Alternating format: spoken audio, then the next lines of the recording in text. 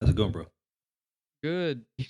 It's so funny, we haven't talked in a couple days or just like a week, Yeah. but because I just listened to the podcast, I feel like we were just talking like Oh, I know, right? an hour ago. Yeah, what's up, Brandon? What's up, guys? How's it going? Bad. Did you say bad? Oh yeah, What's up? I got COVID. Oh Oh no. no. Yeah. How you feeling so far? Well, I'm vaccinated, so it's not like killing me, but I don't Okay. feel great. Yeah. Damn. I mean, at least you will most likely be okay. Oh, and you seem to be the member of the podcast I haven't met yet. So Oh yeah, this is Sterling, Brandon Sterling. yeah. Normally, I'm less with COVID and more on mushrooms. So Yeah, I can see how that would be a better alternative. Yeah. I thought about seeing how they would mix, but then just decided against it. I like to keep things interesting. So, what exactly are we talking about this episode? 'Cause Walter you guys have Reuther. been like, okay, I have no idea who that is. But when has that stopped me before? Yeah, well. And did you say Brian may or may not be able to make it? He's gonna try and wait until his boss leaves so that he can hop on the call at work. Okay. Some real boss moves. All right, cool. Well, we will, again, like I said, be talking about Walter Reuther again for part 3 of our series of however many parts it ends up being. But let's start off with car talk, because I know that's something that you guys like to do. So let's hear about your recent projects. I know, Brandon, I actually just got done listening to your recent episode of your podcast, your bonus episode about your racing van that you're putting together. So that was pretty cool. Oh wow, I'm impressed someone listened to that. Yeah, since that came out, Chevy has released its own 1,000 horsepower 632 big block. So might look into that. Oh yeah, nice. Yeah, Very cool. how should we do the car updates since we actually recorded our own episode 2 days ago? Just power through it. We warned the listeners. We said, "Hey, shit's gonna be out of order. Whatever." I warn our listeners like every episode to not even listen. So Yeah, we should think about not doing that as much. yeah, you might be right. Nah, go for it. Well, since Brian's not here to try and organize us, I'll just start and say I haven't done anything because I have COVID. Yep. Fair enough. It's very hard to motivate yourself to work on your car when you're like powering through fever dreams that really are just bananas. All right. In that case, my car was back at the tuning shop today, which I've been for the last few days trying to get wheels and tires mounted up, which has been kind of a nightmare because everyone's like has a hard time doing reverse mount, wheels, and oh, they're too wide. Oh, we can't do stretch. All this bullshit has been real hard to get them all mounted, and I've got like 6 that I have to have done. So that's been a pain in my ass because I can only carry so many wheels and tires in my little car at a time. But whatever. Anyway, car was at the tuner shop today because when I left the first time, it was not quite right. So it's back today, and I think they figured the issues out. I haven't driven it yet, but they drove it and they said it felt pretty good. It shoots flames now and made a little bit more. Yeah, made a little bit more power this time. So it made 312 at the wheels. Okay. So, I mean, which isn't much, but for a naturally aspirated VQ35DE, that's as high as you go before adding, nitrous or turbos and superchargers. So, sounds good, feels good. I'm pretty psyched about it. So, that's kind of where I'm at right now. Nice. Oh, and today was the last day at a job that I hated. So, Oh yeah. Fuck them. Congrats. Yeah. Now, awesome. do we want to go ahead and for our listeners in Langley, Virginia, just mention all of our license plate numbers? Yep. Yep. I advise against that. Car guy. I don't know any of my license plate numbers. Really? I know mine. I don't know mine actually. I don't have That's 11 so many. cars, so. I'm up to 12 now. Mike's is Vosh Superfan 420. Yep. Absolutely. Very long plate. And I have a Hassan bumper sticker. Zach, did you want to go with yours? Yeah, I got a little minor update, just a little fun thing that happened this morning. I was cruising to work down the highway, and my right rear tire just shredded to pieces while I was doing like 70, 75 miles an hour.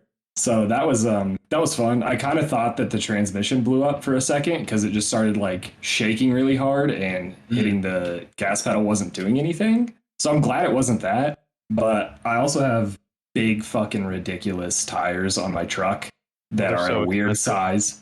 Oh So god, they're expensive. so expensive, and I don't carry a spare. So I had to like call a million different tire shops to see who had one, pull it off on the side of the highway, have my dad give me a ride to a tire shop that was like, I was headed north to work, and the tire shop we had to go to was further south than I live. And I was like halfway there. So we drove Nice. all the way across town to get this tire mounted. And yeah, it was like $250 for one tire. Jesus.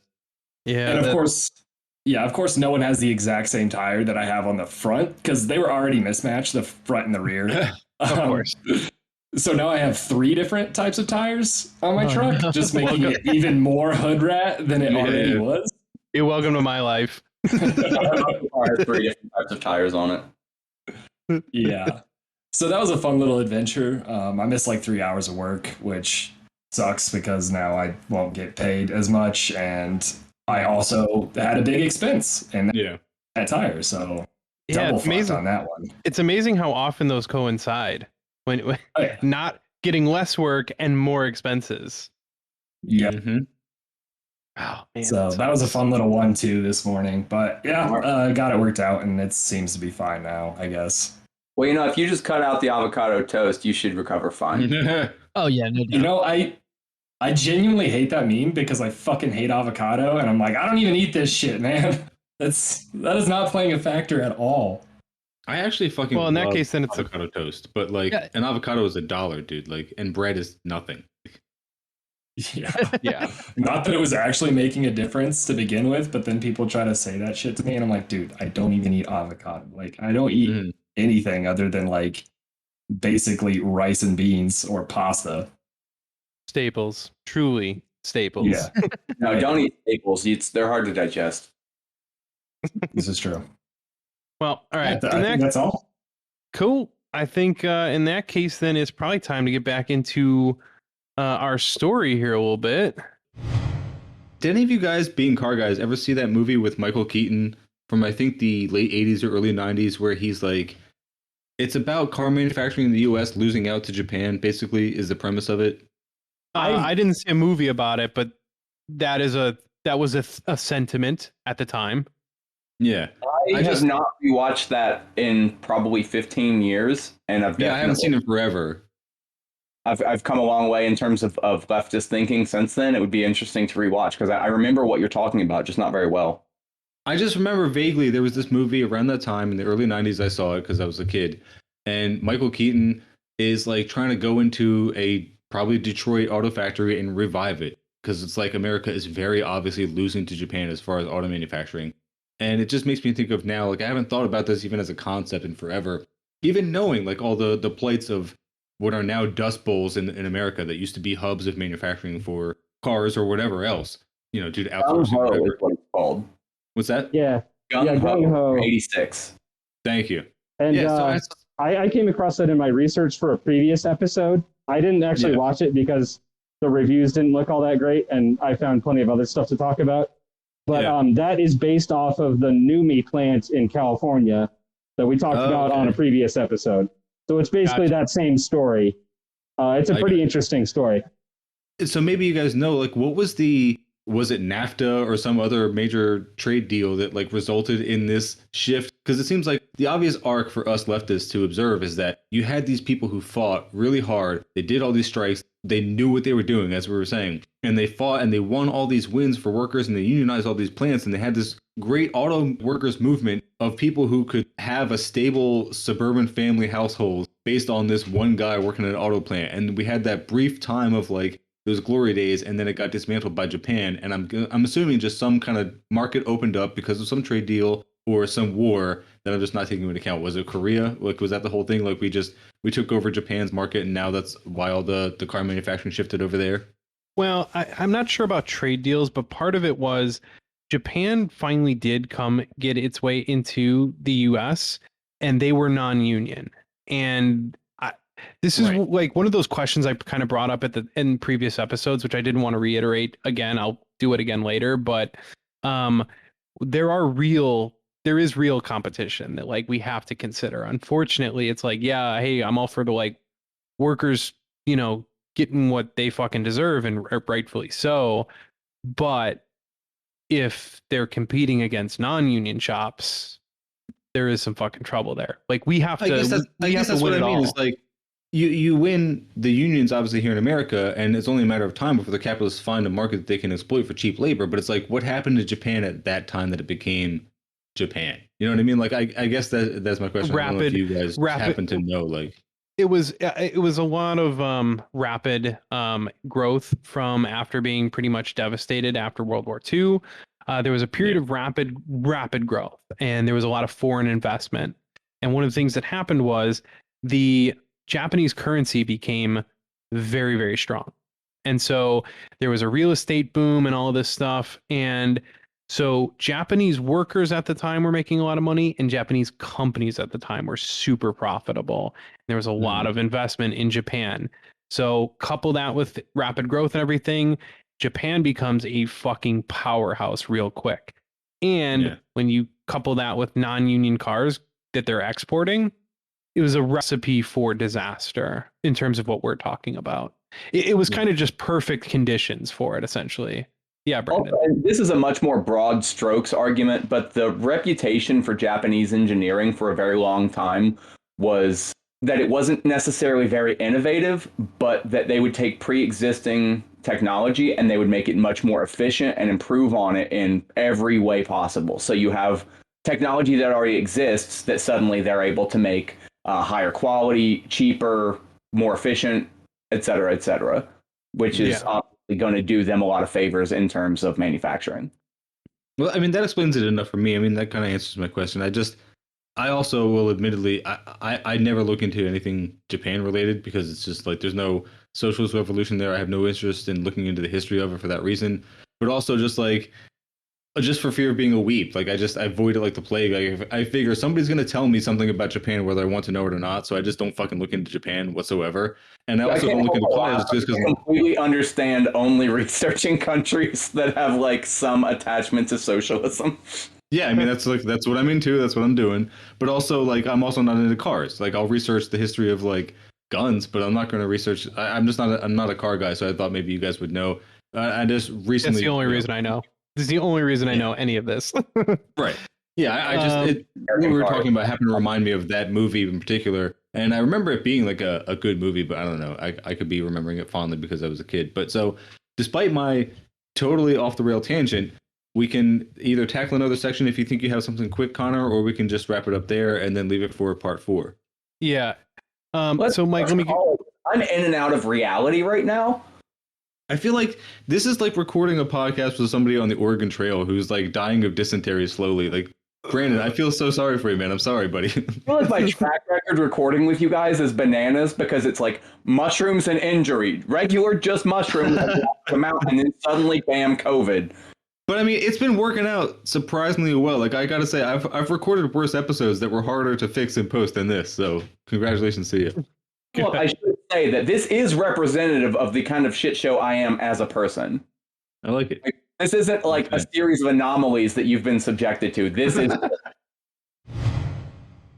In other news, I cut all my hair off. You what? I cut all my hair off. But it's still attached to you. This you're reached holding the your ground. hair.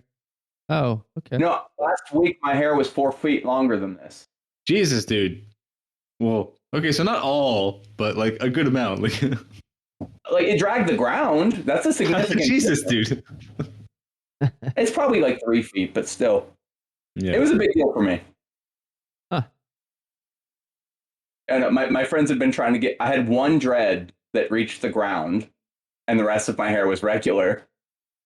And at the same event birthday party thing for my friends that everyone I know fucking got COVID from. We also cut my hair. So I've been joking for the last 2 days that me having my like gross 4-length thread was the only thing that was keeping COVID at bay. Yeah, Samson. I get you. Yeah. Man, for like, I'll feel like fine for like 3 or 4 minutes, and then I'm just suddenly like no longer inside of my body. Terrible. Yeah, it's pretty cool. Why are you not taking? I mean, mushrooms like- right now. I don't know if it'd get me that much further than where I'm at. I guess that's my question. Is like, is it enjoyable or is it like It's just unpleasant. yeah? It's you've had fever dreams before, right? Where like you're sweating bullets, but like nothing quite feels real. No. No, closest I've ever come is Night Terrors. Had that one time. Oh. Yeah, no. Then I don't know how to explain it because like fever dreams and just having like the high fever where like nothing quite feels real is a unique feeling that I can't explain. It's like having sudden onset nightmarish synesthesia. I can see that. My lord. My lord. All right, is everybody here? I don't know if everyone else went to the bathroom or if it was just me. I was bragging about my new haircut. Oh, were you? Yeah. I probably don't need to hear it again, but dope. Whoa, that's way shorter. Way shorter. You know, I thought he was fucking with me. Like No, it's way shorter. he says, I got all my hair cut off, and then he holds out 4 feet of hair. I'm like, Yeah, that is quite a bit shorter.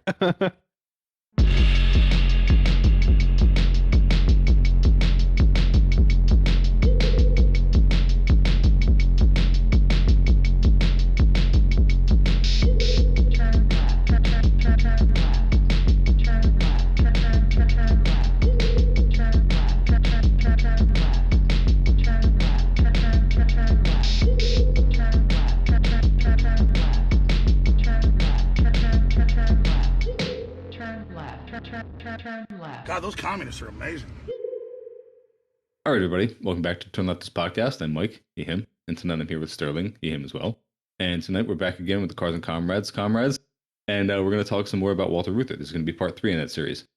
So with us we have Connor, he, him. We have Brandon, he, him, and Zach, he, him. And we may or may not later be joined by Bryant, he, him as well. So how are you guys doing? What's going on? I think we're all doing pretty. I'm doing well. I can't speak for Brandon. well, Brandon's doing real bad. Brandon caught COVID this weekend. Damn. Yeah, I fully reserve the right to drop off this call early and also just speak complete nonsense for an hour or two because I'm in and out of like fever screams and stuff. Yeah, dude. Yeah, I mean, whatever you need. Oh. But yeah, we're more than happy to accommodate. I mean, it's not going to be your first malady on the podcast, so. I'm committed to this low effort thing that I've committed myself to. How about you, Zach? What's going on? I'm not doing too bad. Cool. I'm chilling. Yeah, if you want to change that, you could get COVID. That is an option. I keep trying, but I just can't. This vaccine works too well. Disagree. Yeah. Well, the good thing, Brandon, is that since you are vaccinated, you probably will, most likely not have too terrible symptoms, I hope. So. Yeah, so far it's actually not even as bad as how I felt when I got the vaccine. So that's a plus. Oh, good. That's good. Yeah. Nice.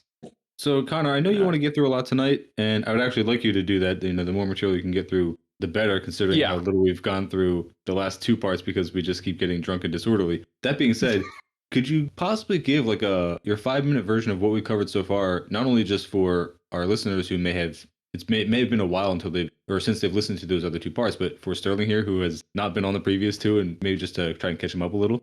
Yeah. So the overview here is that Walter Reuther was a UAW labor organizer in the 20th century. Hugely influential figure, both in politics and the labor movement, but he's kind of the biggest figure that no one on the left has ever heard of. Obviously, as evidenced by the fact that every time we bring him up, everyone's like, I don't know who that is. Yeah. So he was an integral part of the growth of the UAW, United Auto Workers, in Detroit. He was a huge part of actually getting the big 3 to recognize the union and improving lives for working people around the country. he had a pretty broad vision of what labor organizing was about. So it went beyond just getting immediate gains for the workers you represent. He had a broader kind of social vision. But on the other hand, he was pretty rabidly anti-communist. So he had a lot of tension with sort of the left faction and the communists within the UAW and the CIO. So he came Walter up in Reuther, a time in the UAW when it was largely run by socialists and communists. yeah. And he himself considered himself a socialist, although I would probably put him more in the democratic socialist, social democrat, kind of depending on the year. He did go through a lot of struggle. So all the anti-communism aside, didn't win him any friends, and he was constantly stalked by capital and, the state, essentially. Okay. So through all that, I mean, he was a huge figure, incredibly impactful on the labor movement as a whole. And I think there's a lot we can learn from kind of the story here, just tactics moving forward. What should the labor movement of the 21st century look like based on kind of what we see happening in the past? So, but that's like directly plugged into COINTELPRO. not quite. I mean, plenty of people did not like him in the States. Herbert Hoover himself did not like him at all. He sort of exemplified the whole thing of no matter what you do, they're going to call you a communist, so you might as well just be a communist. Mm-hmm. Yeah. But he still wouldn't do it. Yeah, no, he was... Almost like, how did he exemplify that? Again, fever, but I guess I meant he exemplifies that he should have just been a communist. Right. Okay, gotcha. Like, by being a socialist, he gained himself no favors. He had no friends. Well, I don't know. I don't know enough about him. And also, everything is real hazy for me right now, so I forgot what I was even going to say. Yeah, he had friends. It was... Walter Reuther is a very complicated character, and this story is pretty complicated for a number of reasons. We're obviously taking a further left kind of critique, but it's not to condemn him entirely. I mean, people who we greatly respect also had a ton of respect for him, including Michael Parenti, who is not usually very kind to the more liberal factions right. on the left. So it's not exactly open and shut case here, which I think there's a lot to be learned from that. So in the previous episodes, we've kind of discussed some of the political struggles within the UAW and its relationship to the CIO and the American Federation of Labor as well. We talked about sort of the times and, just how bad working conditions were back in the 20s and 30s and how all that kind of related to the labor movement as a whole as we were really kicking off here. So in our last episode, we talked about the Ford hunger strike back in 1932, which was unsuccessful and actually carried some pretty heavy casualties. I believe there was 4,000 people in the march, and I think there was 4 deaths, if I'm not mistaken. Yeah, four marchers were shot to death. 60 others were shot and wounded. So very serious labor action. That was followed up by the Kelsey Hayes strike back in 1936. And then we're now kind of getting into the really big important strikes. So those would be the sit-down strike at GM, which is how the UAW got recognized at GM, and then the Battle of the Overpass at Ford, which was not so successful. But so that's kind of where the story is so far. I'm anticipating we're probably going to get through those two. Those are pretty heavy topics. And then we'll, I think, move into the 50s and 60s next episode. But we'll see how far we get. Hey, man, I'm here for it. Cool. All right. So let's start off with the sit-down strike here at GM and what was kind of going on there. So in 1936, the UAW started having meetings about how they were going to actually unionize at the Big Three. The first of which they decided on was GM. Kelsey Hayes, the strike before this, was a supplier for Ford Motor Company. They made wheels and brake drums. So that crippled, production for Ford, but they knew that Ford was going to be very difficult to organize, mostly because Henry Ford had his army of henchmen led by Harry Bennett, and it was going to be very violent. So they knew they weren't ready. So the plan was to go to GM first. So they start with GM, and what was going on was the plants up in Flint, Michigan were pretty much the only game in town, right? So Flint, Michigan at the time was basically a factory town. The judges, the police, everybody was in the pocket of GM. So workers had no rights, no leverage, no anything. At the time, GM was the largest manufacturer in the world, or the largest auto manufacturer. Let's just point out that, like, it seems obvious, of course, if you have that big of a presence for employing all the people of that town, of course, that's going to be how it ends up.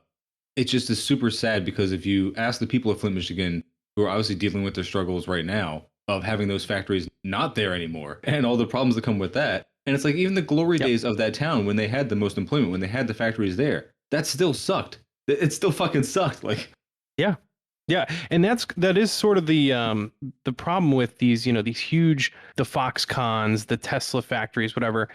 They take over a town, the entire town, which means the workers and their families are at the mercy of one company. Yeah, and we all know capital can move, labor can't. No, Amazon wants to open up company towns again, like openly. They're just like, yeah, this sounds like a great idea. Let's fucking do it. And everybody's like, yeah, sure.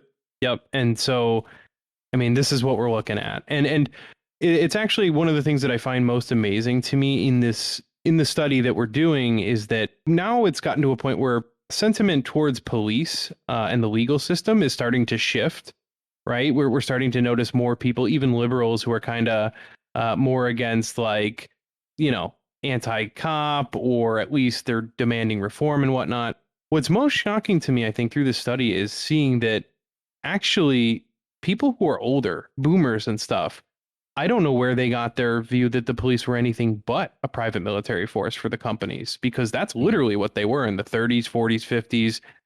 I mean, they were literally on the payroll. 80s, 90s, 2000s, and 2010s. Yeah. Yeah. It's just, I keep finding that, like, when I look at history, I'm just like, you people lived through this. Like, shit was actually, like, they were way more in your face about it. Like, I don't know where they got this idea that the police were ever something more than just capital's private army. Yeah, I had just mentioned COINTELPRO. All right, so it can't all be COINTELPRO. I mean, some of it is just ideology. There are a lot of credible theories that even Woodstock, like the whole acid movement, and a lot of that was largely the result of at least COINTELPRO adjacent CIA operatives, and that they were pushed. Yeah, I mean, there are some decent theories, and I wish I was more researched on them myself to share them. Maybe that's a good podcast episode. But I wish I was more researched on everything. Yeah, right. But I wish I could form coherent thoughts right now. But like the idea that this movement of people who were already open to, like this new worldview, and just putting the right figures in there, pushing the right bit of information, and just, tagging along, free love includes the military and the police too. I mean, there were some easy ways to frame it with some very susceptible minds, is all I'm saying. Yeah. No, I mean, it's easy to just, like, not see the whole cage you're in, to, like, recognize, oh, I'm in a cage, but, like, not see all of it. It affects a lot of people, even myself, I'm sure, to some extent. Not to mention those same boomers have been under 40 years of propaganda. So when you're just inundated with that sort of stuff without viewing it critically for decades. Yeah, I guess that'll do it. I don't know why I said fresh out of the Cold War. I mean, they were still fucking in it. Hell, we're still fucking in it. Well, we're in Cold War Part 2, buddy. Yeah. Part 2. This fucking reboot is terrible. Yeah, we're just at the start too. But I don't want to get too down on this podcast yet. Plenty of time for that later. All right, so back to Flint, Michigan. At the time, obviously, it was a factory town. The police, judges, all in the pockets of GM. Like, it's blatant. Workers had no overtime, no holidays. Pensions did not exist, which they don't exist now. Just amazing how we went back to that. But no pensions, no unemployment insurance, no health care, none of that. Did you say no overtime or no overtime pay? No overtime pay. Oh, okay. Yeah, of course, overtime. They would be forced to work many. Good news. Overtime has been approved. Bad news. I'll put that in the clip notes. My union is currently fighting like hell to get us to a 12-hour workday, if that gives you any idea of what the labor movement has accomplished. Jesus. Oh my God. Yeah, I've been watching. I've been still following those IATSE accounts, and I'm kind of like, yo, strike should have happened. Come on, this is too much. How long is your workday now? If 12 hours is the fight. Well, it varies. I've been on crews with 10-hour days. Most of the crews I work on are 12-hour days. But shoot crews are susceptible to the whims of directors and such, and 16, 18-hour days plus are not uncommon. I just want to Holy say, fuck, dude. if 16 to 18-hour days are not uncommon, I don't think you need a union. You need rifles. I mean, yeah. Yeah. Connor, what are you drinking? Unfortunately, Brandon's gonna go nuts. I am drinking Jepson's Malort, the finest liquor God. around. I've heard tales of that. I don't even know what it is. What is that? Is it like a It's whiskey? the What only is- liquor where it tells you on the side of the bottle how bad it is.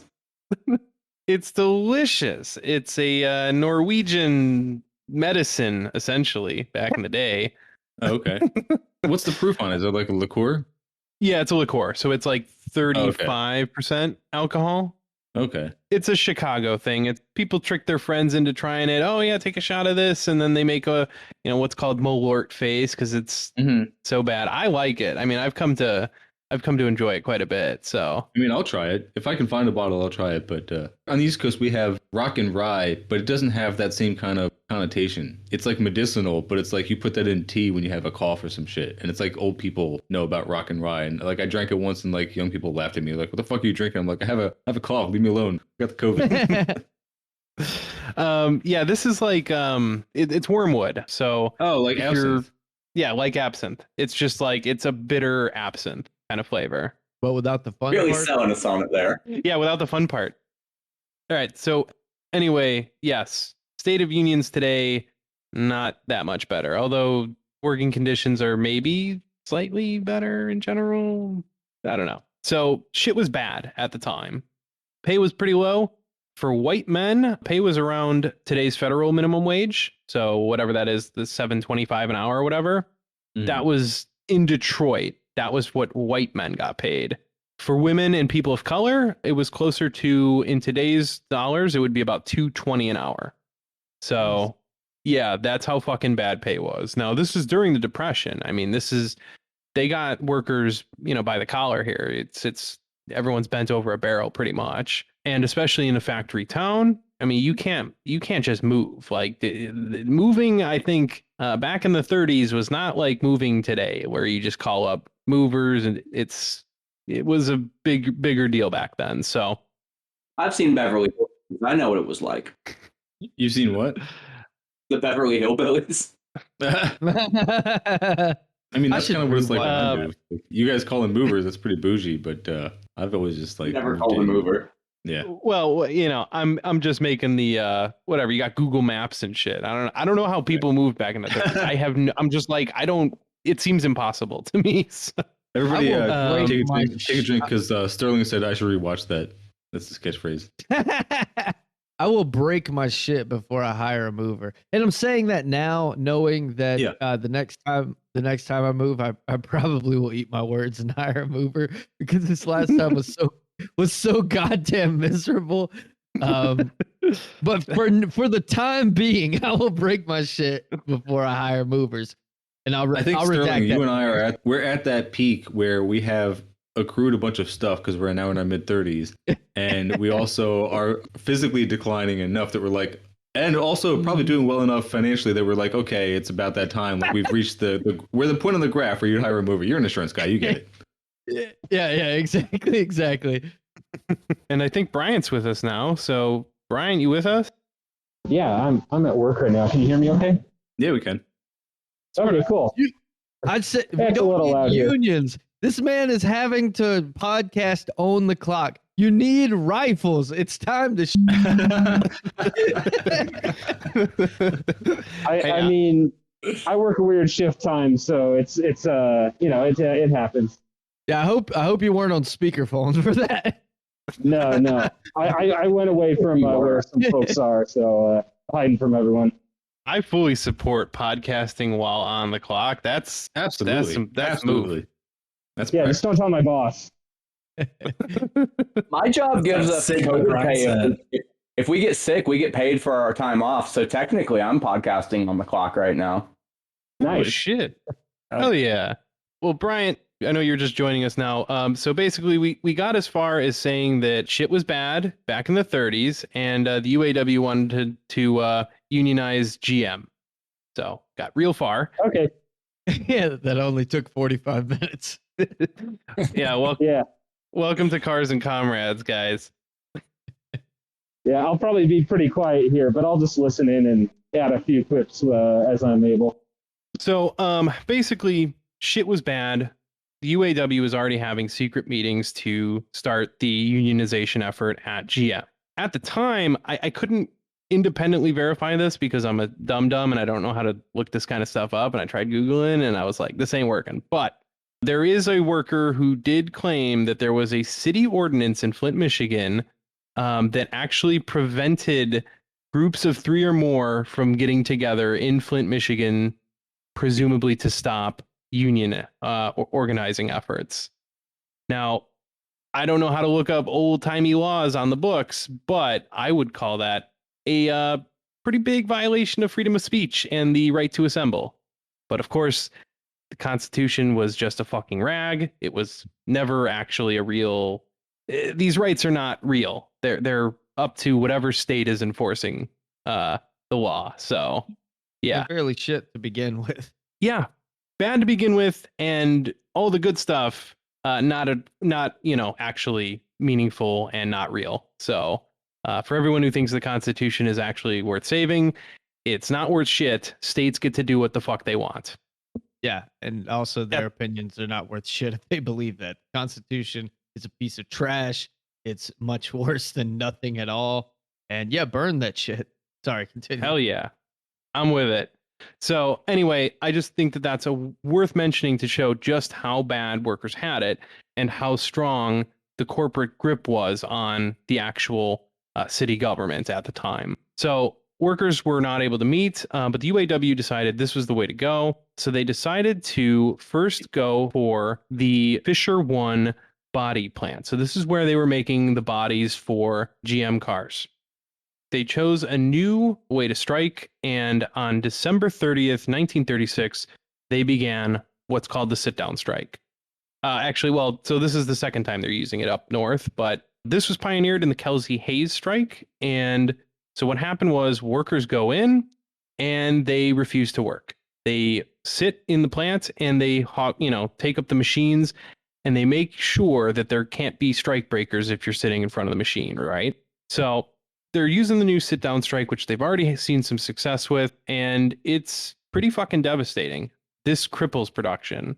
There's other GM plants, so, they've got the body plant, but, GM is still getting parts, they're still putting together engines, so things are still moving, but this is gonna put some pressure on pretty soon, right? Because they don't have too many extra bodies.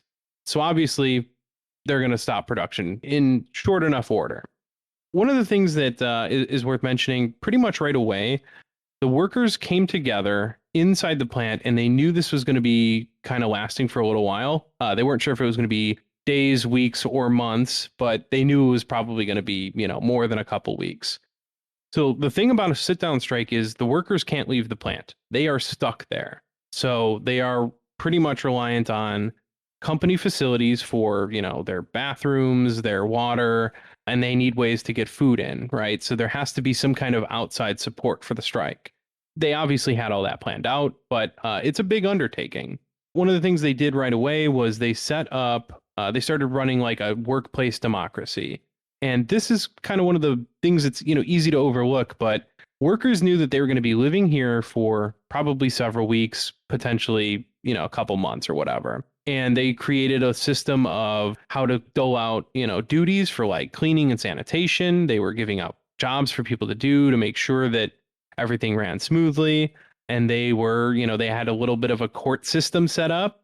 And this was at a time when I don't know how much the workers knew at the time about, what was going on in say, Spain or the Soviet Union, but that stuff kind of permeated a little bit. So workplace democracy wasn't like the most foreign concept. And it was just people like, hey, shit needs to get done. So they set up a way for shit to get done. Mm.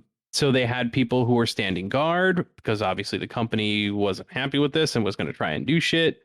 They had all sorts of jobs. Everybody had a duty, and things were run democratically. So this was actually kind of a little microcosm of like what the left broadly wants, right? We want more democracy, more worker control, and the workers demonstrated it. I don't know if they could as well today, but like working towards that is, I think, a worthwhile goal. But at the time, they were able to get that done pretty quickly.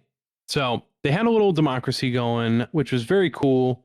They also had outside support. So at the time, you know, there was their families and stuff were able to help out in the strike, right? So because the mostly men, but there were a lot of women in this involved in this as well. A lot of the men were gone, so women had to take up more responsibilities in the home with the children, which they also had to get involved with the effort to support the strike. So that meant making food, helping take care of the community in the absence of all the workers who were stuck in the plant and obviously couldn't leave.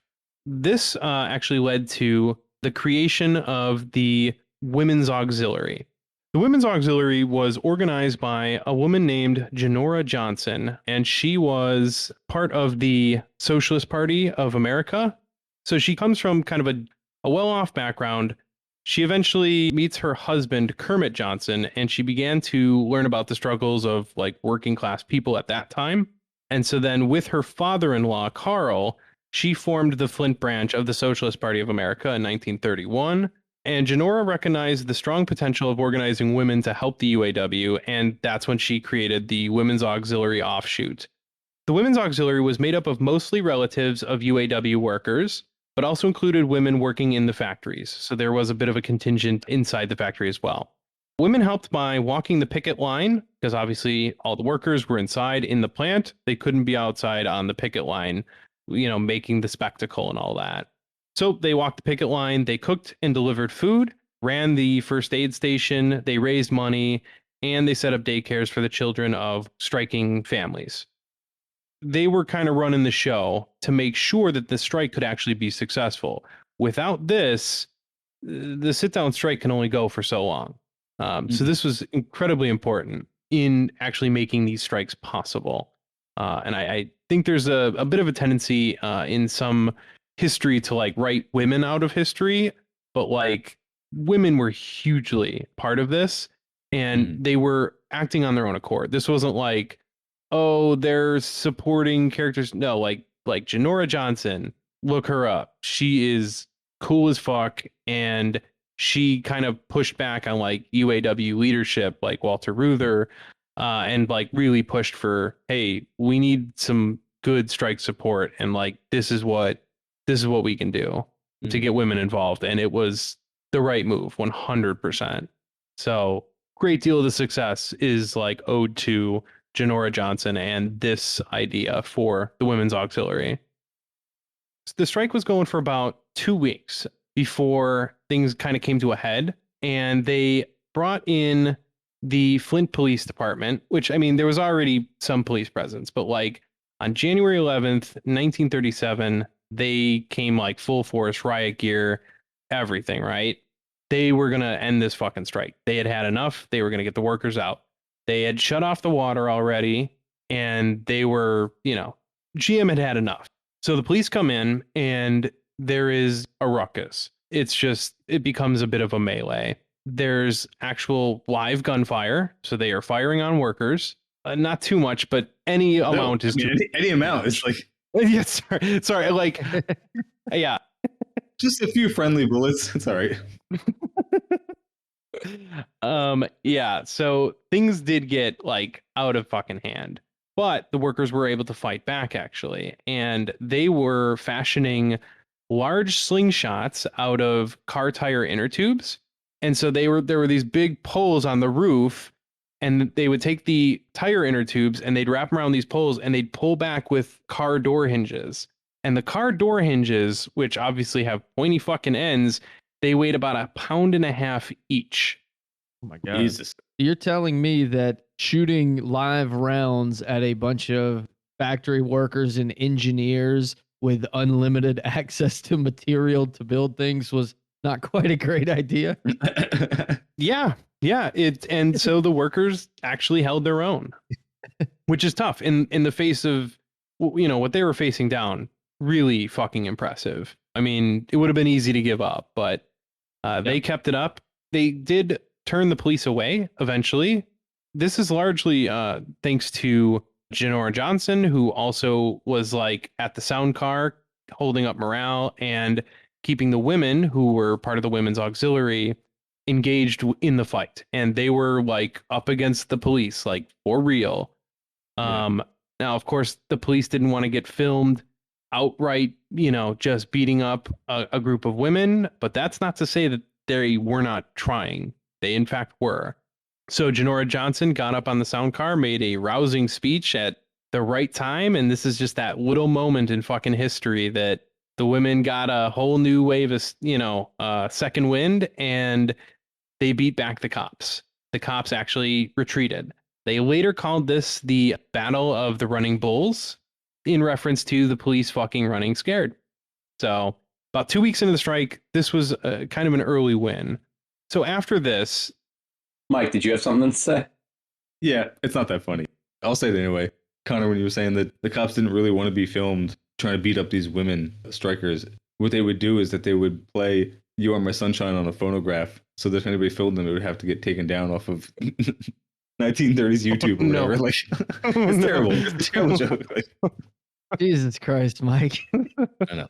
Sorry, buddy. The bar was already low, Mike. That's why when somebody missed, I was just like, I'll just let it pass. It's not that funny. I am kind of curious, Connor, do we have any record of any police casualties from this? Like, do we know for a fact that a cop got domed by a door hinge? Because that would be an awesome piece of history. I'm surprised they went with slingshots. Out of all the things they had, slingshots was the thing they came up with. Well, I mean, it gets tough. Simple but effective. Yeah, I mean, it worked. Yeah. Yeah, that's the big point, I think, is it was so simple to make. And I mean, getting clocked in the head with what you're describing sounds just brutal. Yeah, I wouldn't want to be caught by that. I don't believe there were any police casualties. Damn. Probably some injuries. I'm sure it is somewhere in the historical record. So you can find it. But, I do not have it in my notes at this time. So sorry about that.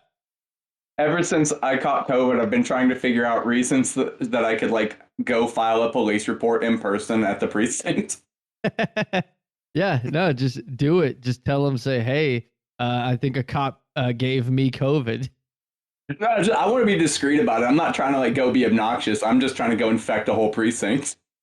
I need to report something stolen. Well, what was it? Somebody stole my pen. All right, we need you to leave. I'm like, not until I file a police report and speak to at least 3 detectives in a confined space for at least 15 minutes. That's praxis. In my culture, it's a sign of respect to cough into your mouth for 3 to 4 minutes. Oh man, that is good. I do wish you success in that endeavor. Well, I'm going to wait until I'm not visibly sick.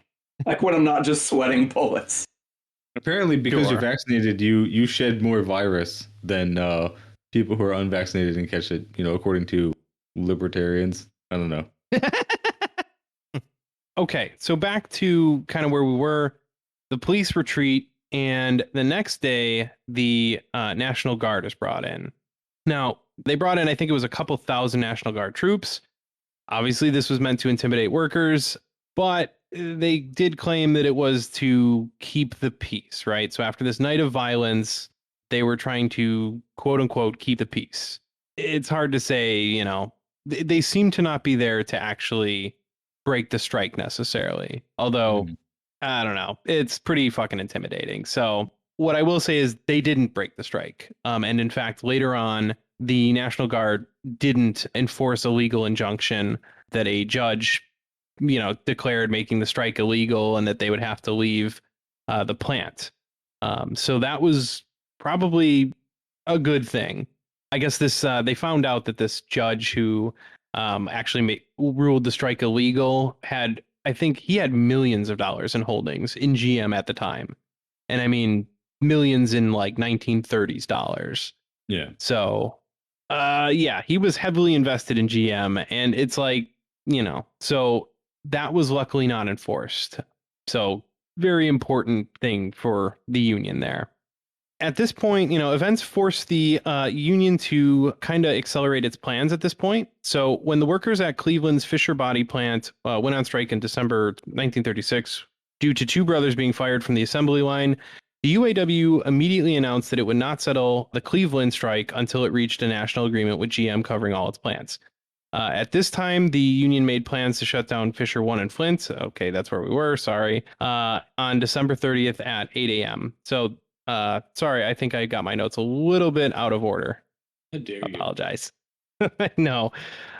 So the UAW lead organizer, Bob Travis, immediately called a lunchtime meeting at the Union Hall across the street from the plant, explained the situation, and then the members across the street began to occupy the plant. So that's when the strike began. The Flint sit-down strikers set up their own civil system within the strike, which I did already explain. The police, armed with guns and tear gas, attempted to enter Fisher Body 2 plant on January 11th. The women's auxiliary broke all the plant windows they could reach after police released tear gas inside the plant. Okay, this is the part I was looking for. So this actually happens twice.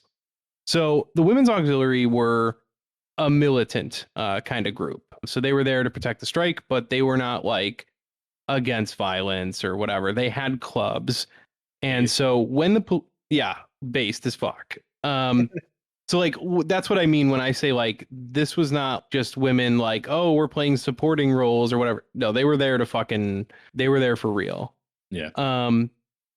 So when the police they were ride or die, as the kids say, right? Yes, 100%. Sterling, so, I need that fucking cackle, man. Like you have no idea how many times I've copied and pasted that into things that I've said that weren't that funny, and then I pop them in there, and then all of a sudden I'm that much funnier. I'm sorry, that one was actually decent too. That's on me, dog. That's right, buddy. I got a folder of Sterling cackles. You got no idea, bro. This is the laugh track. I should take a page out of your book there. That's a good idea. I'm gonna get everybody's laughter. I literally just made that up. I wish I had thought of that sooner because I would have actually done that. Now you've thought of it now. It's happening. So when the police did use, tear gas, the women started to break all the windows they could reach, and that obviously helped dissipate the fucking tear gas, which made it possible for the workers to maintain composure. Strikers inside the plant pelted them with hinges, bottles, and bolts. They fashioned slingshots out of the inner tubes, so that we talked about that. They were able to withstand several waves of attack, eventually ending the standoff. The strikers dubbed this the Battle of Running Bulls, a mocking reference to the police bulls turning in retreat. 14 strikers were injured by gunfire during the battle. So, yeah, 14. That's actually a lot. That's a fuckload. Now, the retreat came after women rushed the police line and broke through after a rousing speech from Genora on the sound car. Police, not wanting to be seen beating women, decided to retreat would be their best option. Now, during the strike, there were solidarity strikes at GM plants across the nation. Also, pretty important part of that. The next day, the governor, Frank Murphy, sent in 2,000 National Guard troops to keep the peace. So, you had something? Yeah, I was just going to point out the police beating women thing. Yeah, they have gotten pretty good at staying discreet about that over the years. Mm. Yeah, they know it looks bad. So they were cognizant of it. Yeah, well practiced in it though. Yeah. Sorry, that was I feel like I'm repeating myself a little bit. I didn't have enough faith in my notes, and so I was like, "Oh, I didn't write this down," and I'm like, "No, I totally wrote all this down." Nah, it's all good. I'll take care of it in post. Okay. So anyway, the next day, they sent in 2,000 National Guard troops to keep the peace.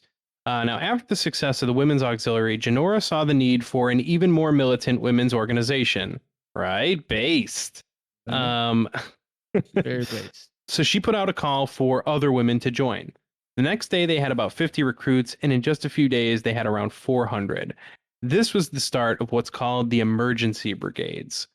Highly recommend looking up the emergency brigades on its own, because this was an awesome fucking kind of setup here. So this was a little bit more. Go ahead, Sterling. It sounds like we need to make America great again. These sounded like very great times when people had fucking balls. Even if they didn't have balls, they had balls. Yeah. No, I don't it know, was. man. We're in Striketober right now, so maybe we're seeing a return to that. I hope so. Yeah. Well, Hope so while as you were well. saying the emergency brigade thing, I was thinking like we need like a drop, just like a sound bite for sounds like an episode topic.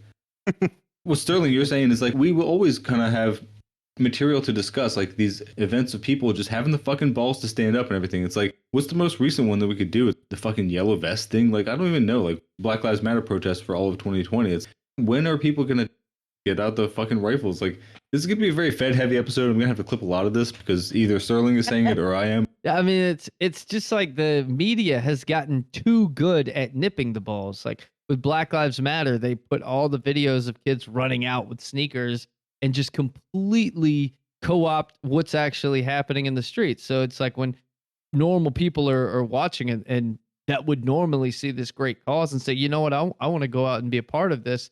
They're like, oh, well, they're just fucking stealing shoes and computers. Like that's not a real cause.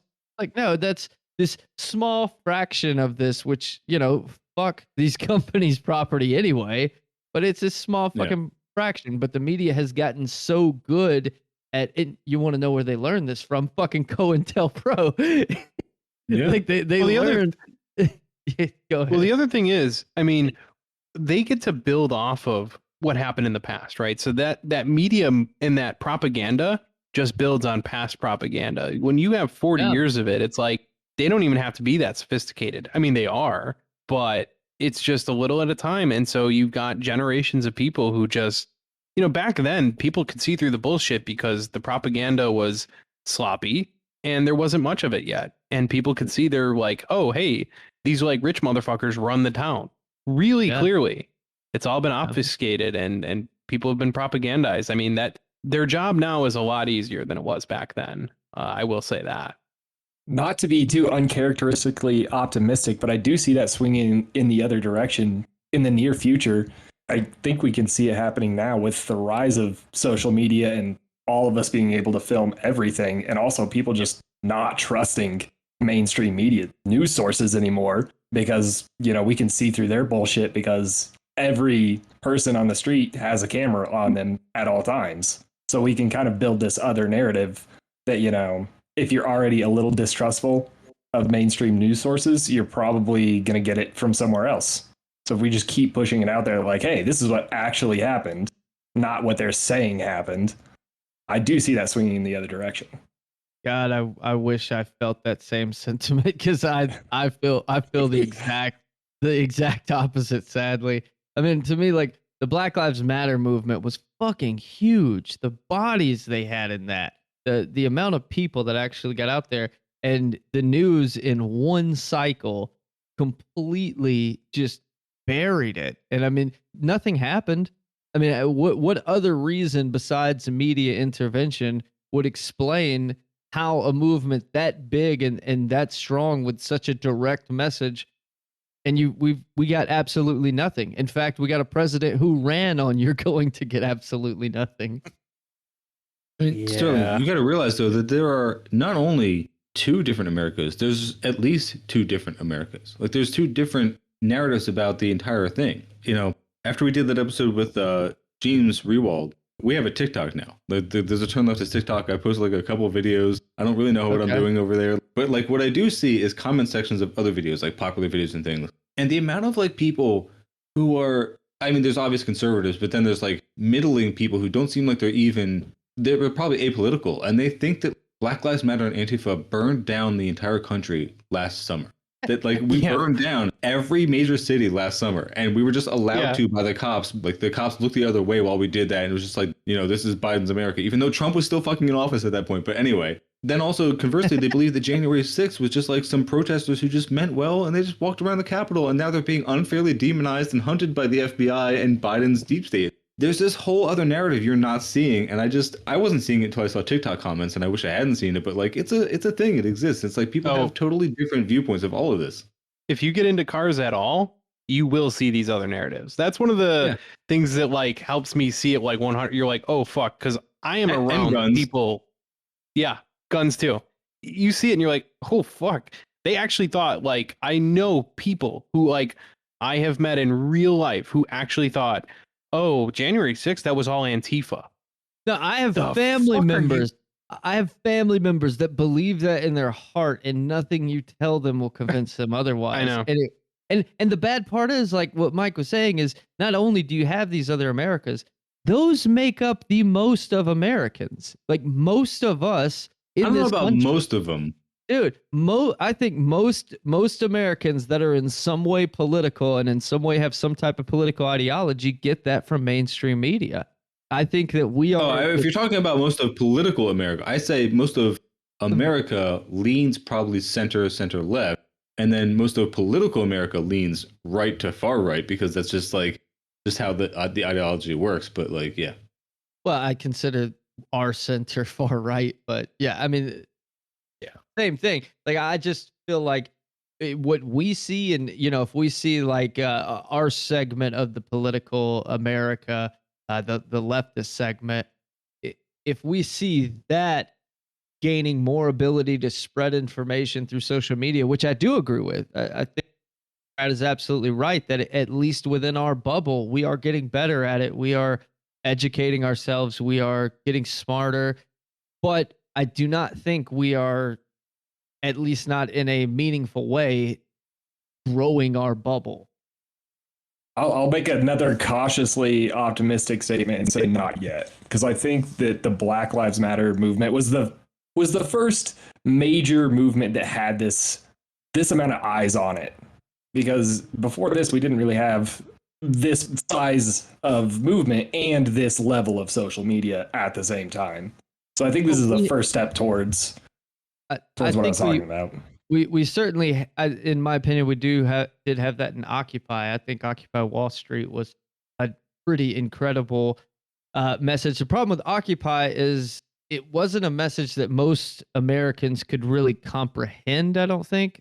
I hate to say it, but the way that it got framed was a little bourgeois, like petty bourgeois against the primary bourgeois kind of thing is kind of how it came off in a lot of ways.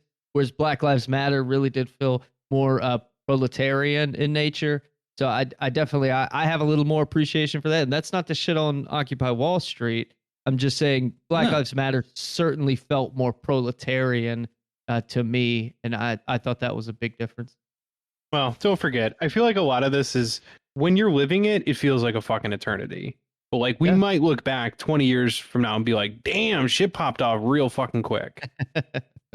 That's the hope anyway. Mike, you had something? I was just going to say, I feel like, to your point, Connor, it feels like every iteration gets a little more Marxist. Occupy was very disorganized, very like no specific ideology whatsoever, just other than we obviously know we're being screwed and we know that something needs to be done. So this is how we're expressing it. Whereas like Black Lives Matter is a little more militant, obviously, and a little more directed. And that's why you get the conservative freaking out about Black Lives Matter being a Marxist insurrection of the entire country, because there are ties of the Black Lives Matter founders and organizers to Marxist organizations of various types. And it's because they know what works. Like these are people who have studied the Black Panthers and studied previous organizations for racial equality and everything. So of course they're going to be tied to Marxism in some way. And I guess the point of contention is whether Black Lives Matter is the one that's going to blossom into the Marxist uprising in the US, or if it's going to be the next one. You know what I mean? And there's no way to know. I mean, you could maybe the next one. It may be 2 or 3 more, but like it feels like an eternity to us. But like there is something growing. There is something.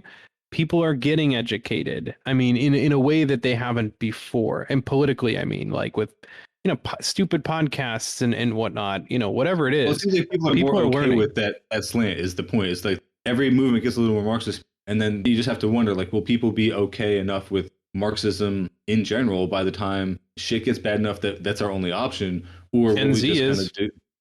Gen Z. So far, I mean, that seems to be. It's growing. It doesn't feel like it. It never feels like it's enough, but it is. There is something brewing for sure. And I think that's why uncharacteristically positive today. Connor and Zach have a good outlook for the future, and my positivity is all in my COVID test results.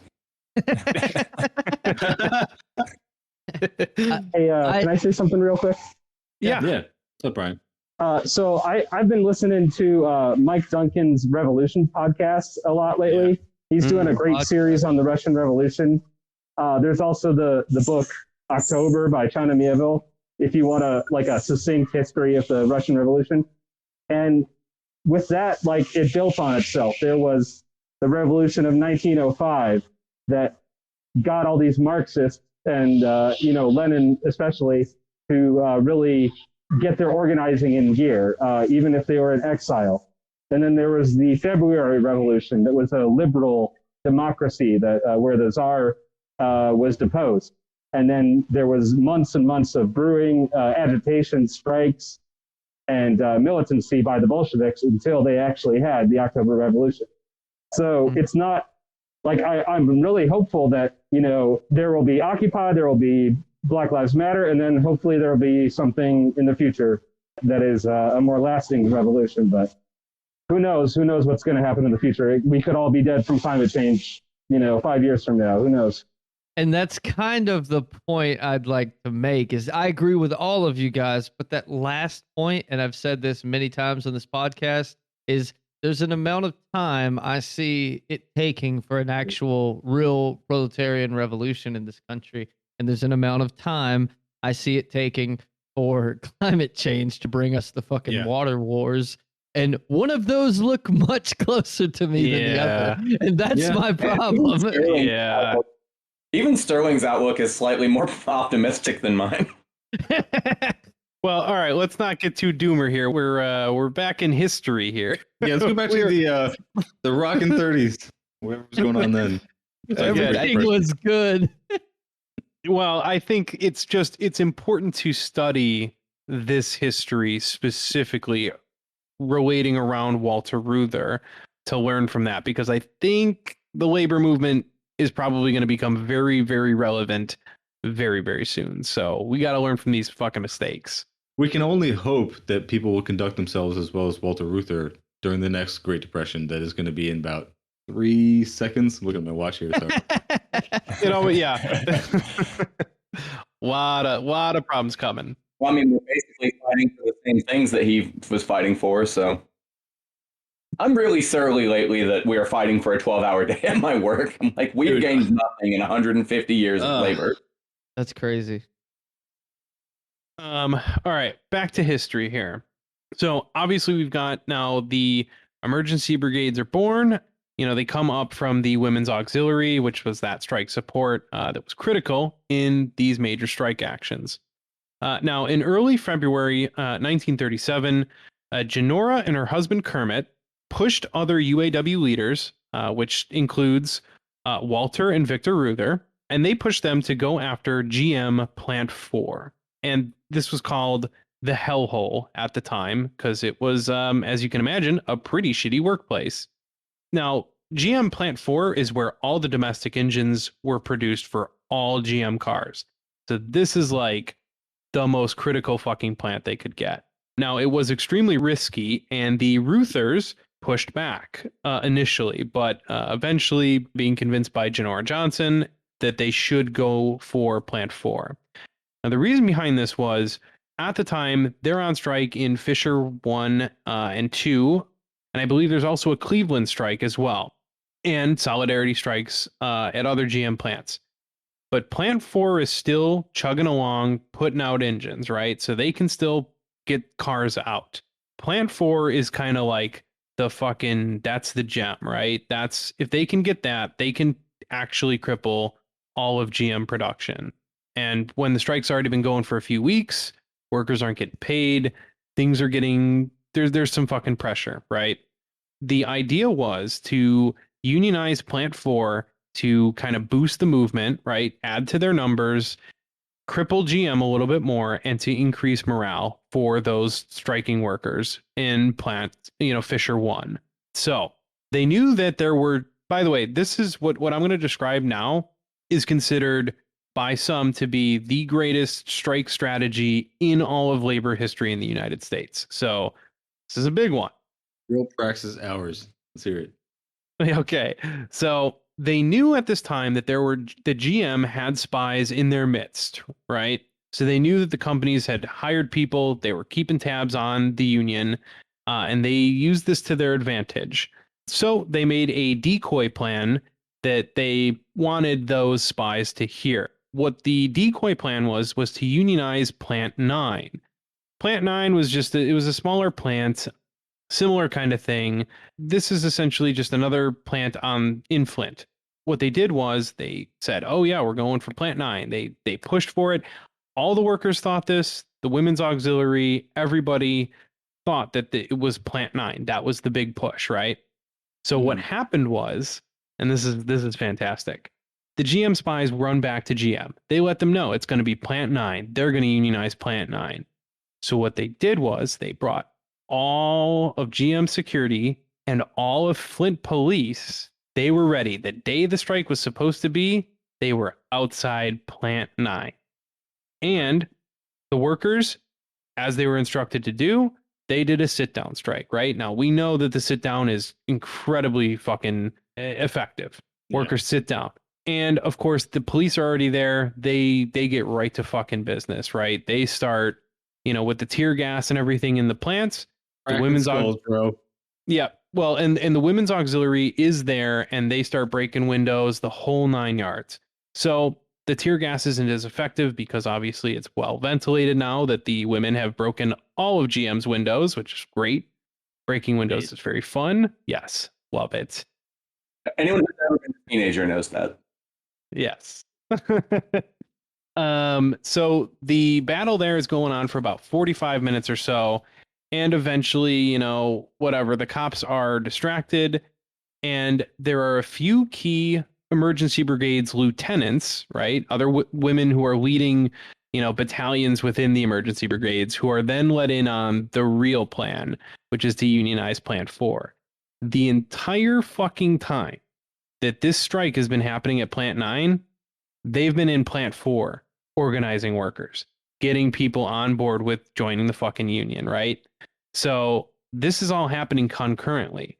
All of the police, every single one of them, all the security guards, they're all at Plant 9. They left Plant 4 to just the workers. The union's been in there the whole fucking time. So the few women's auxiliary members who were then let in on the plan kind of slowly meander on over to Plant 4, trying not to arouse any suspicion. And they successfully do that. Now, of course, it takes time to organize the workers in Plant 4. So that's still going on. And eventually the police figure out what's going on. So then they start to go over to Plant 4. Now, this part, the women's emergency brigades stand in front of the gates with their clubs, whatever, and they just stall the police. They're, every little fucking trick in the book. They're, doing whatever they can. And they successfully hold them off for, another half an hour or so. And just as they can't really hold off the police and the security guards anymore. Did they do that thing where they pull up the skirt a little bit and show their mid calf? It's the 30s, right? Yes, there's surely there's some of that. They do the thing where their tongue rolls out of their mouth and then their eyeballs pop out and Oh god. Well, and of course, as you can imagine, for the time, they're underestimating. These are just women, and they're not important or whatever. Little do they know, this is all part of the fucking plan. They know what's going on, and these women fucking meant business, and they did it. They held off the police and the security guards, and by the time they were just gonna be getting in through the gates, they raised up a UAW flag over the plant, and the plant was unionized. So they started singing Solidarity Forever as the workers walked out of the plant. So this was a huge win. And this comes after quite a bit of time. This goes down in labor history as the greatest strategy to use. Would it work today? I don't know, but this was a big fucking deal. Quick question here. What is the timeline on this? This is all happening within the course of one day between Plant 9 and Plant 4? Oh, okay. Yeah. Yes, that was one day. One morning, okay. I believe. So, yeah, that was all. Wow. Yeah, that happened quick.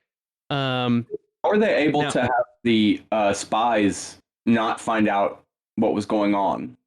So they knew essentially that the upper leadership they knew couldn't be spies, but they kept it up at the top. There was no leaks below that. So like even like lieutenants in the emergency brigades, right? They're pretty high up. These are very committed women, and they still weren't actually knowing what was going on until it was time to go over to Plant 4. So yeah, they kept it very, very close to the vest is how they did. I mean, that's like a major tactical question for anything, whether you're doing organized crime or organized labor. You want to find the rats, like you want to find out. And I don't know if you guys have ever seen the movie The Departed. Fucking love that movie. But like part of that is like trying to find out who is the rat to the police. So you filter down wrong information and you try to find out when that comes back to you, because you also have rats in their organization. It's crazy to think about. Well, I think part of what I'm trying to get at with this whole study is, I mean, this is going to be a sloppy, it's not going to come out right, but fuck it, whatever. I'm trying to maybe suggest that organized crime they had effective methods, and perhaps organized labor could learn a thing or two.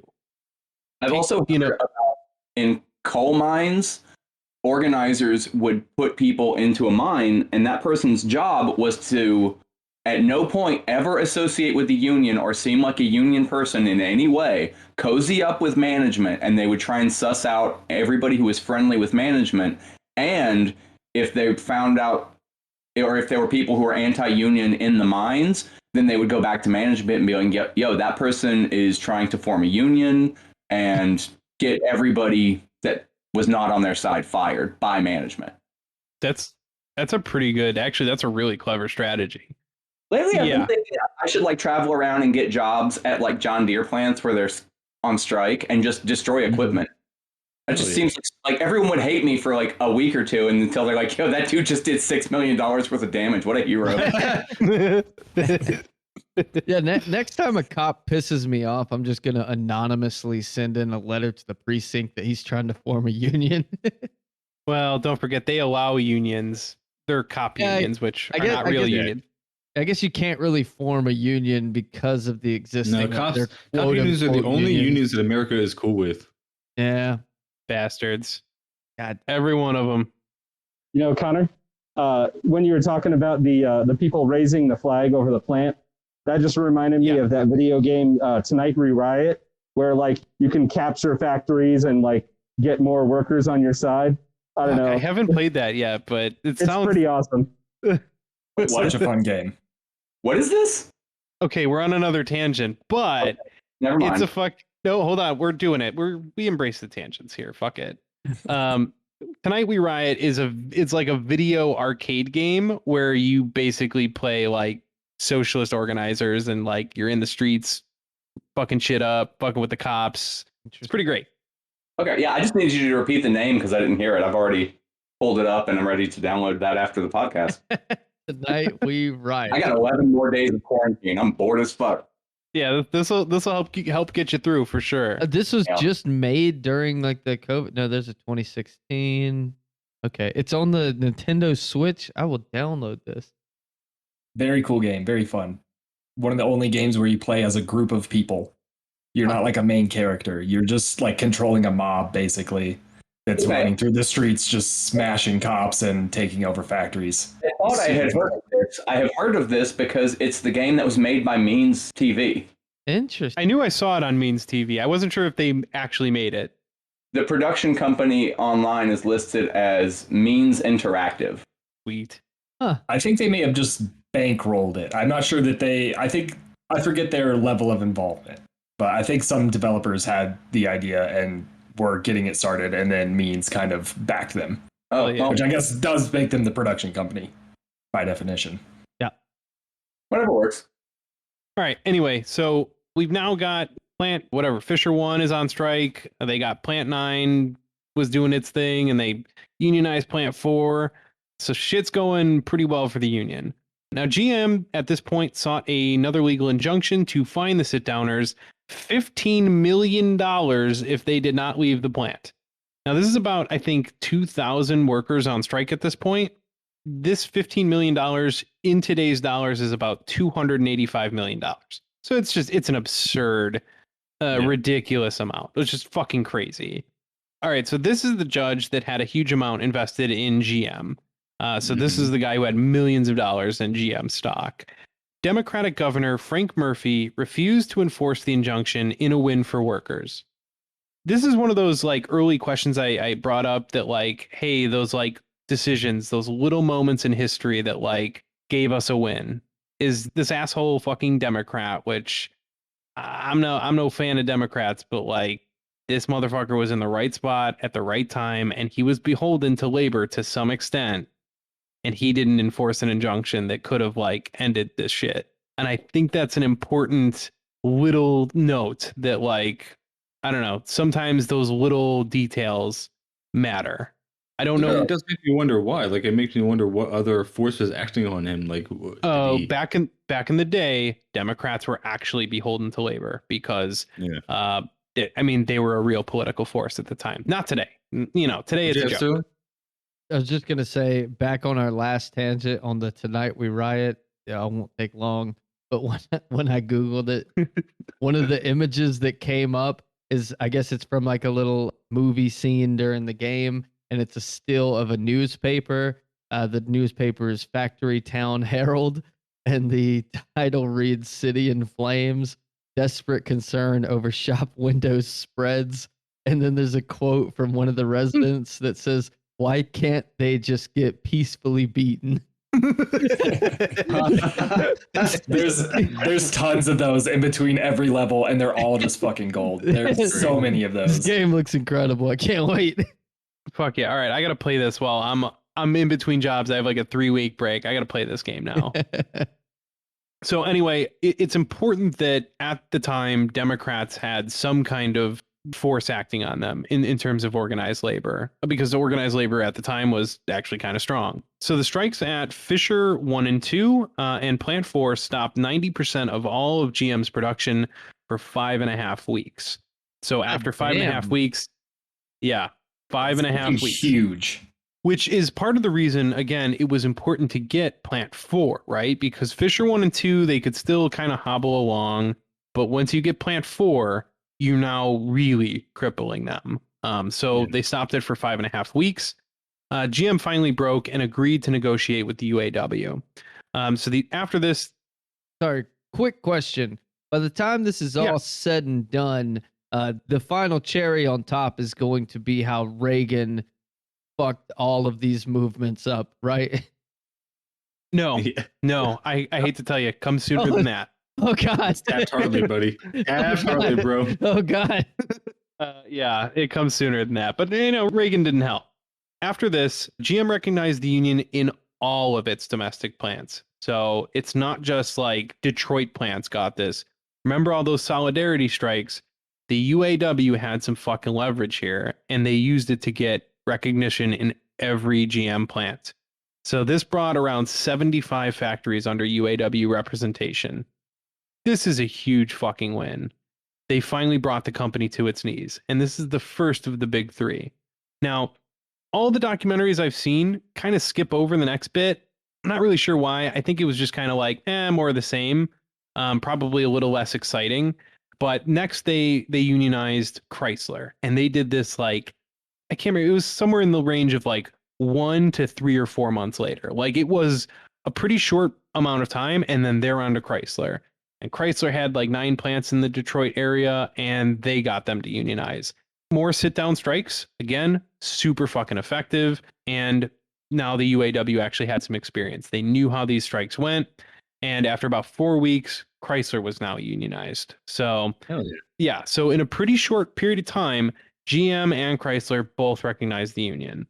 So I'd just like to point out here that like these guys really knew what they were doing. And as far as like learning from their strategies, not only in the individual strikes, but having this overall plan of like, okay, Ford's the big one. Ford is the difficult one. We need to start building momentum with the other two and work our way up and then attack Ford once we have all of this support from the other two of the big three already in our pocket. Okay. It's just really incredible to see that they had this great overall plan from the beginning and enacted it so well. Obviously, Sterling, go ahead. Yeah, obviously at this time, I take it Chrysler had not been absorbed into GM yet. That Chrysler is still separate from GM. Chrysler is now with Fiat, and Stellantis is the new name. They just merged with somebody. I forget. I thought GM. They were under Dodge. Chrysler owned Dodge, actually. Or Chrysler owned Dodge, excuse me. Okay, that's where I was. So, following the unionization efforts at GM and Chrysler, which were both successful in still same year, right? This all happens very quickly. We're still in 1937. And there's an important event we need to talk about in the efforts to organize the Ford plant, or, well, Ford in general. And this is called the Battle of the Overpass. This was an incident that happened on May 26th, 1937, in which Walter Reuther and members of the United Auto Workers clashed with Ford Motor Company security guards at the River Rouge plant complex in Dearborn, Michigan. Now, if you remember from the past episodes, the River Rouge plant was like the big Ford plant. And what do they call it? The Ford Service Department was basically Henry Ford's fucking thugs, led by Harry Bennett. Harry Bennett, the thug who, brought guns into work and shot in his office and had a Scooby-Doo castle with lions and tigers. And he'd bring the lions into work and paint them for some reason, do paintings of them. Yeah, I think I forgot that part when I introduced Harry Bennett before. He literally brought the fucking lions. Well, what? Just normal shit, totally average shit. Yeah, totally regular. Brought the lions into the Ford plant to fucking do paintings of them because, again, he's intimidating workers. I mean, I don't want to unionize when it's there's a threat of fucking lions. That's scary. You said he was painting lions, and I'm a train wreck right now, so I'm just what was he painting on his lions? So yeah, our wonderful friend Harry Bennett, who we've met in a previous episode, this is the guy who's going to be trying to stop the unionization effort at Ford.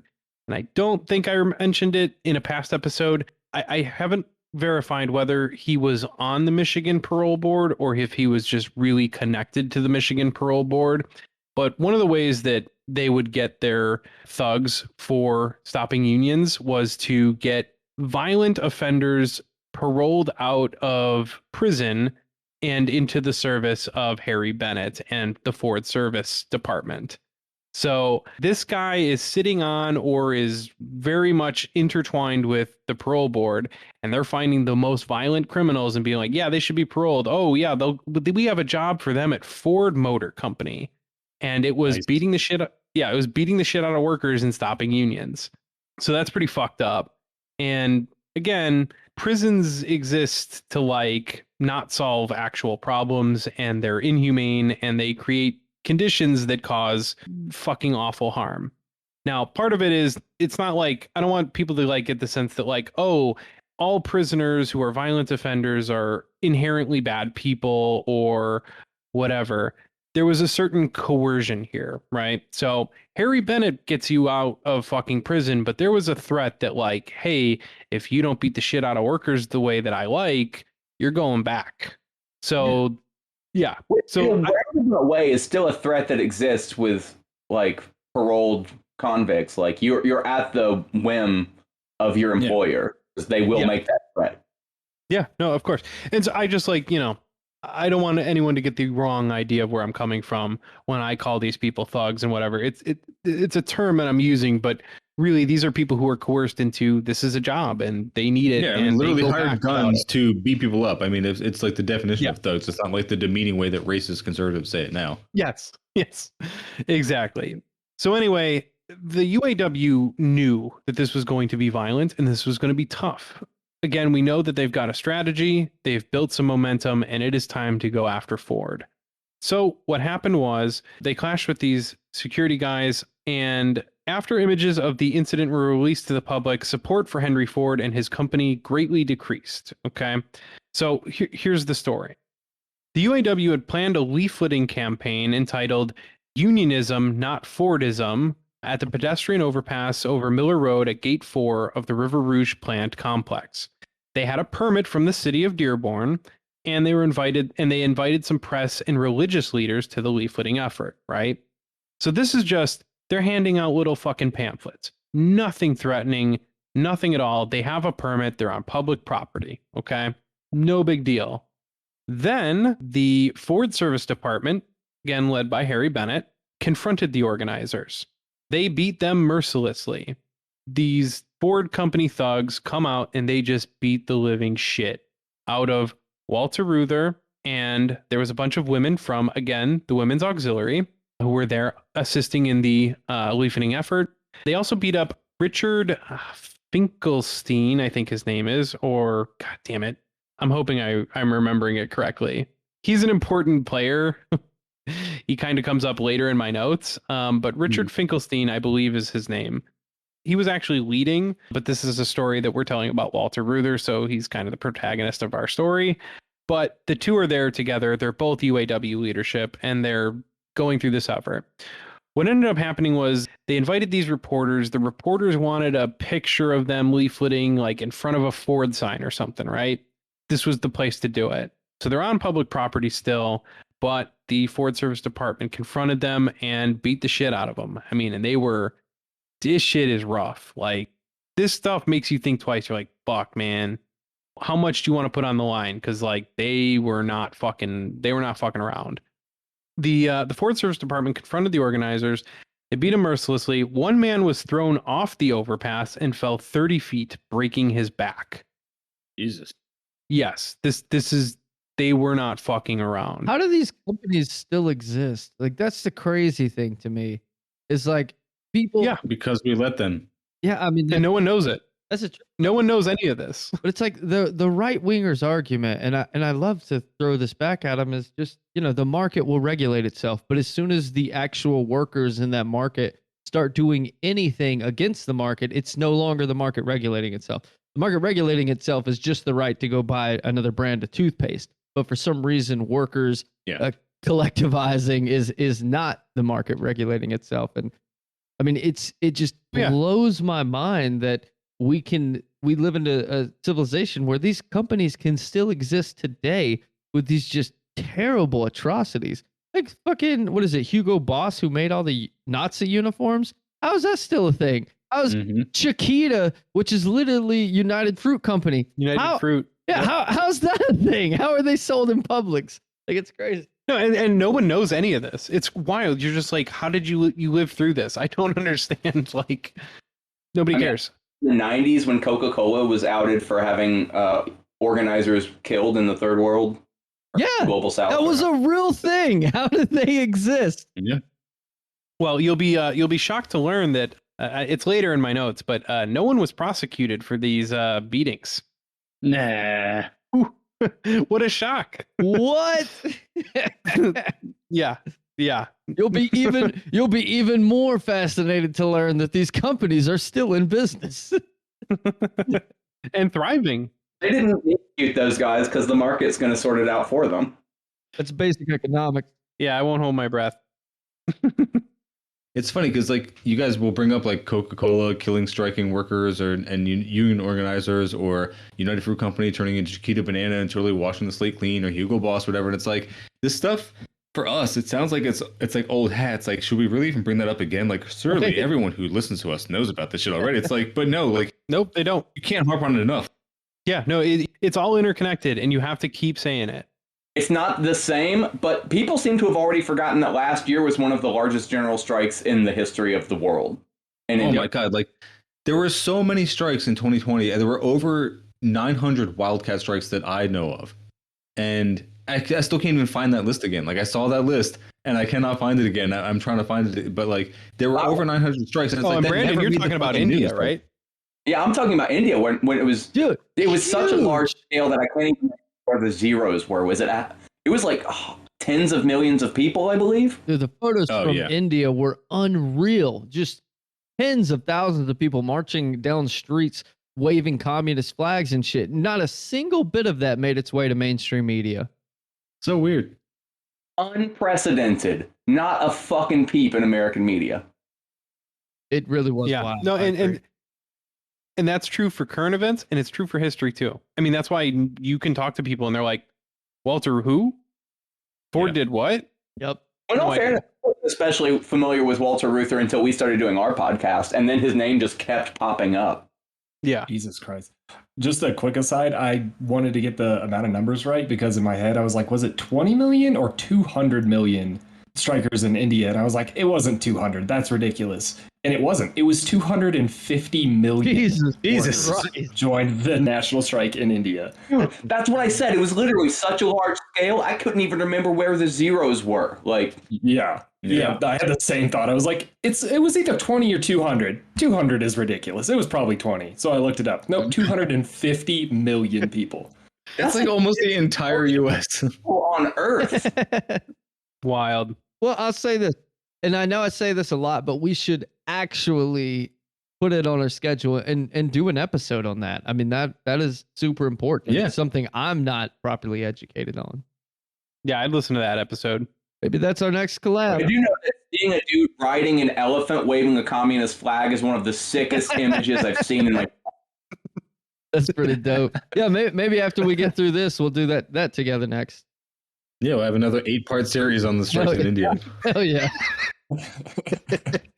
Yeah, I feel like the car podcast probably isn't qualified for that one. I don't know. Yeah, we'll figure it out. I'm wildly fascinated by that, and I don't know enough about it, so I'd be into it. Yeah, I don't know. I feel like there's a little too much alcohol and drugs involved for us to get it done. Right.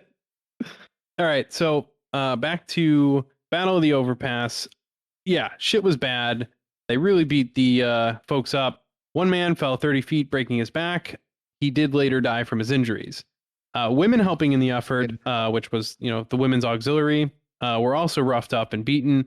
One of the women, and this is one of our heroes that we introduced in the first episode, Catherine Gels, duked it out with one of the Ford goons and left him pretty sore by the time she was finished with him. So good for her. Hell yeah. Yeah, based. That's my kind of woman. Yeah. Walter himself was beaten. He was picked up and thrown into the concrete multiple times. So these people would pick him up, lift them over their heads, and throw him the fuck down. Then he was kicked down the stairs, which is 2 flights of stairs. He was kicked down those, and those are concrete, by the way. Not pleasant. After this beating, Ford security then turned their attention to the press. They grabbed cameras and smashed them. They roughed up the fucking journalists. They didn't give a fuck. Here was the thinking. They were going to erase all evidence that this ever happened. So the beating was never going to get out. Didn't matter. There was a story that they chased one of the journalists for 5 miles. 5 miles. On foot. On foot. They ran after the guy. Yeah. Right? One reporter, Scotty Kilpatrick, managed to get away with some images. Now, what happened was he ran away from the scene and he had his camera, and I'm not some camera aficionado, so I don't know how the fuck this works. It wasn't film. He used glass plate negatives, whatever the fuck that means. Okay. So what happened was he's running away, whatever. He gets in his car, and I guess he had some spare blank glass plate negatives that he put in the camera, took the old ones out, and hid them under a seat in the car. And he gives them a camera with blanks in it. So Ford Service catches up with them. They take these blanks. They think they've got every bit of evidence that this ever happened, right? And of course, Ford, they're assuming that nothing's going to come out. The Ford did a press conference in which they lied about the whole event. They said that, What? Oh, you know what? Oh, it's not, it's egregious. It's egregious, though.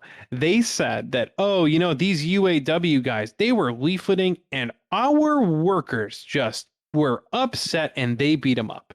They said it was just the workers that beat them up. They hated the union so much that they beat up the union organizers. Well, I buy it. No more questions need to be asked. So they give this press conference and they're like, oh, the UAW, they were here causing trouble and our workers came to our aid and beat them up and whatever, blah, blah, blah. They think that. Yeah, no, technically, you're right. That's technically true. Yeah. They were hired employees, those were technically workers that were beating them. A worker might be a generous term for them. Our specifically hired union busting thugs just happened to be there and beat them angry up. at We these can union control guys. them. I would have loved to be sitting on that board meeting when someone's like, they're employees. We could spin it this way. Yeah. Speaking of board meetings, again, don't know if I mentioned in a previous episode, Henry Ford didn't like his board that much. And he went into Harry Bennett's office and they would shoot at light fixtures on the ceiling to intimidate the board above them. So Nice. he didn't give a fuck. He was a bad motherfucker. He was shooting at his own fucking board of directors. So I wonder how many of those stories are overblown, because I feel like if he was really that much of a don't give a fuck badass, he would have killed at least one of those board members, or at least nicked him in the knee or something. Something. We would have heard a story. And I feel like they're like, yeah, man, we were totally shooting at light fixtures, even though those guys were right above us. We don't give a fuck, bro. And they were really just shooting at the spittoon in the corner or some shit. I don't know. Yeah. I don't know. I think a lot of this comes from workers too, though. They knew there were guns being fired in that office for sure. So anyway, after all this, 16 unionists were injured in this effort, including 7 women. So there were 7 women who were beaten enough to be injured in this. Yeah. Then, of course, there was a hearing in front of the NLRB, right? This is a newly created organization. I can't remember if it was 1935 or 1936. The National Labor Relations Board was created. And so this is one of those hearings where they brought Ford in front of them for all the awful practices. And of course, they were found to have violated labor law and whatnot. Now, this is important. Henry Ford had a son, Edsel Ford, who we've introduced before, and Ford's wife, Clara Ford, sided with the workers after the Battle of the Overpass. They said, all right, shit went a little too far. These workers probably could use a union. What's the big deal? The other plants have unions. It seems like the workers have some real grievances here. We should do that. Mm-hmm. So that's an important note.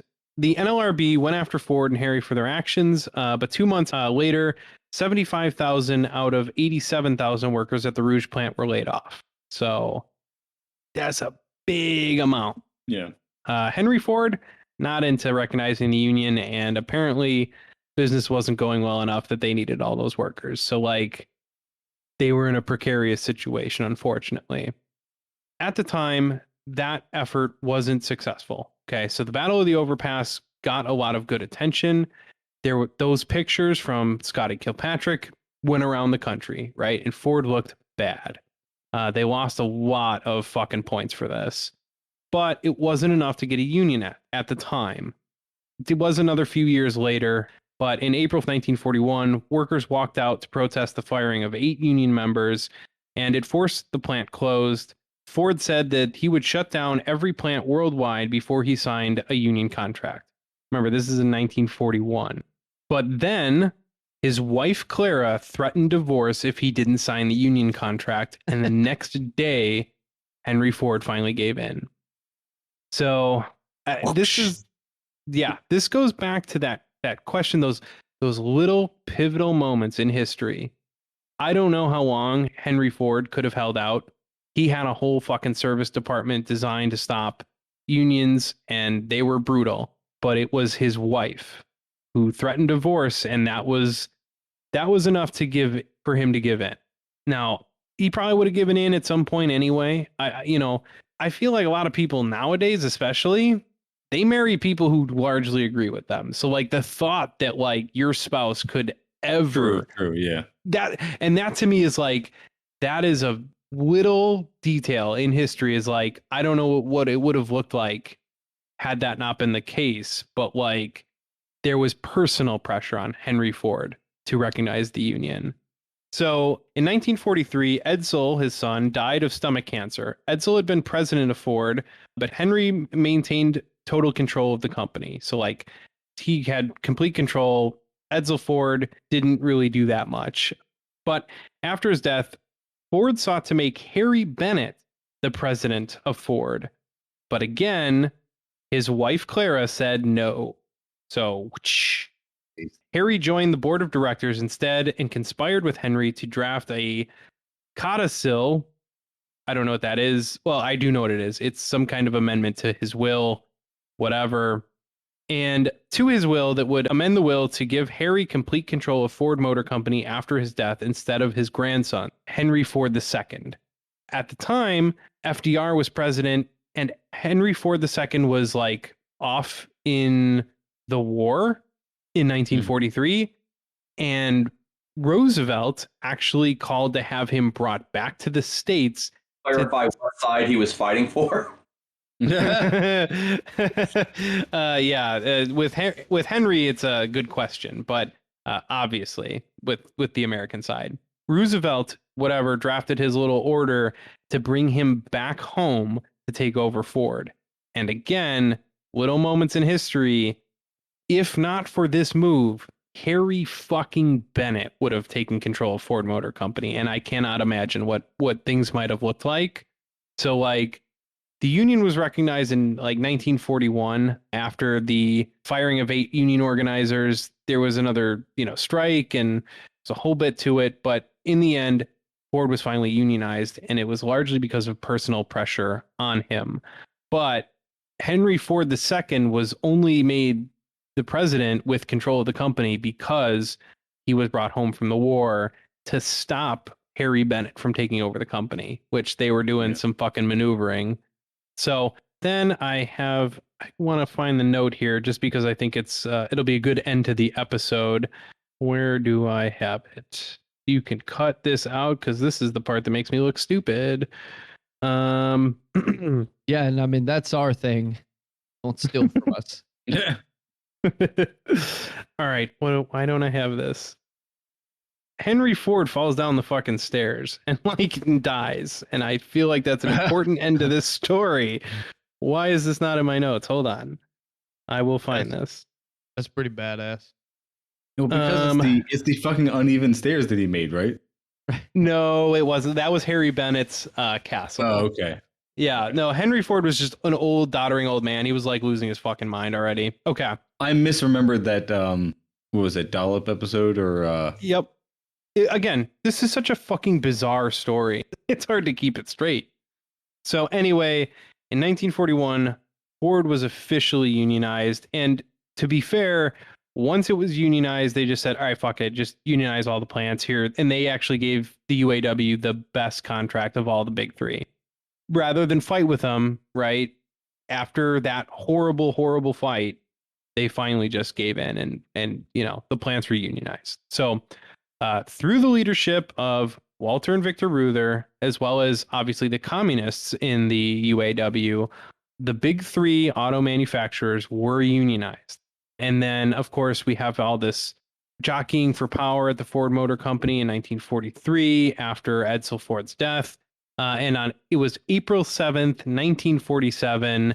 We're jumping ahead just a little bit because I do want to let the listeners know it was April 7th, 1947.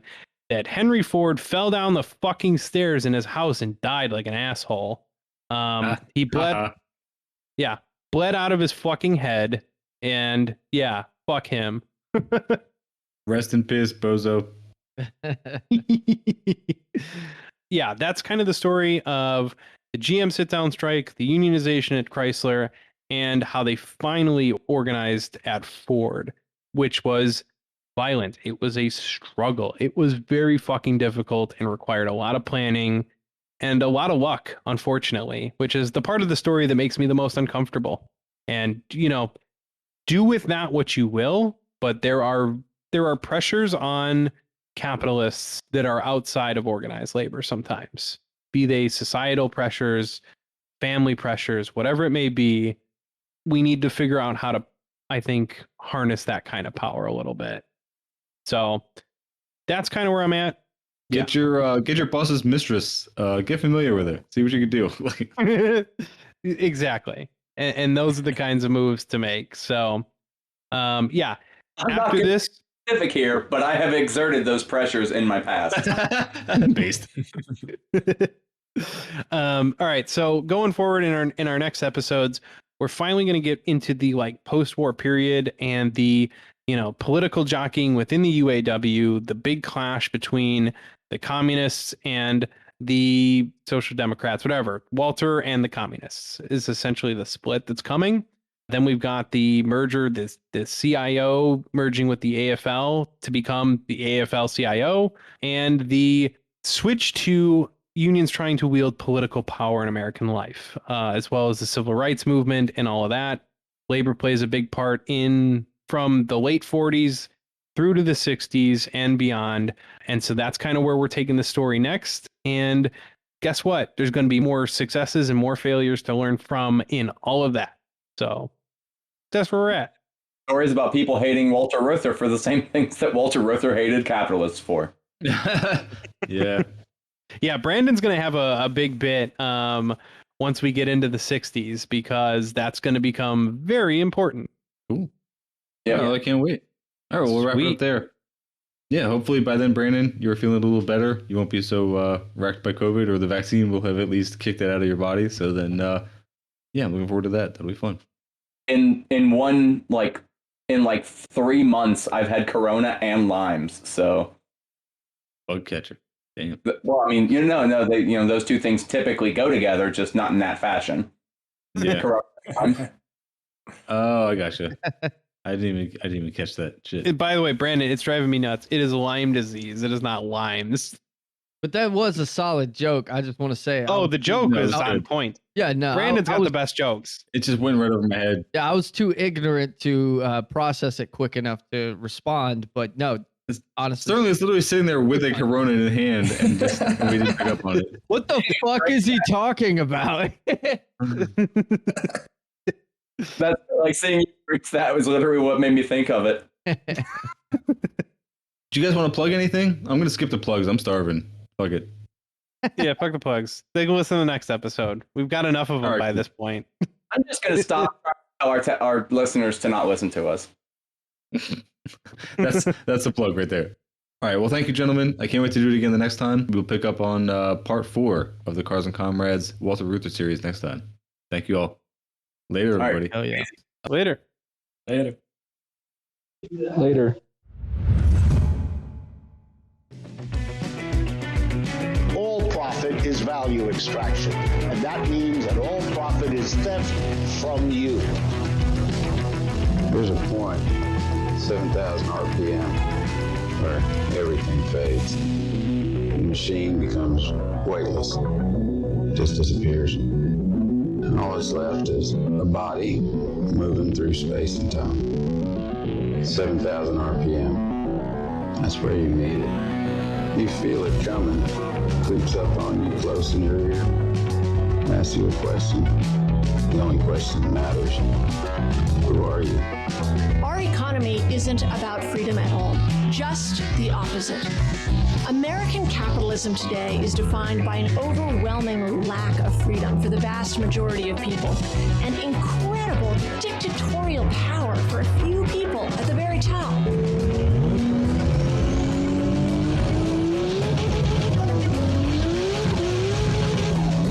She assaulted my authority. And that's nothing but pure and simple old-fashioned communism. Socialism is simple. You're afraid of your fist. If you're afraid of socialism, you're afraid of your fist.